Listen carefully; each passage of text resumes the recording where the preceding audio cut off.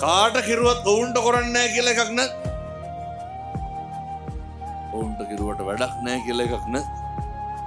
දැන් කොහොමද වෛරය නවත්තන්නේ? කෙරුවට වැඩක් නැහැ කියනම කෙනාට තමයි කරන්න වෙන්නේ. ඒ මනුස්සයාට කෙරුවොත් තමයි වෛරය නවතින්නේ. පුරුදු වෙන්න. කවදනම් අය මේ තෙරුවන් වැඩ ඉන්න භූමියක පස්පා ගන්න. කවදනම් අය මේ මහ පොළොවේ ගැටෙන්නද?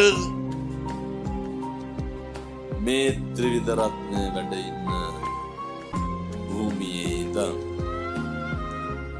පින්නතුනේ අධිෂ්ඨාන කරන් හෙට ඉඳන් නම් වෛරක්කාරයෝ තියාගන්න එපා. මට ඉර හඳ වගේ විශ්වාසයි මම මෙව්ව කිව්වට ඔය ඇත්තෝ හැදෙන්නේ නැහැ. මොකදයි මේ ජීවිතය හන පළවෙනි බණ.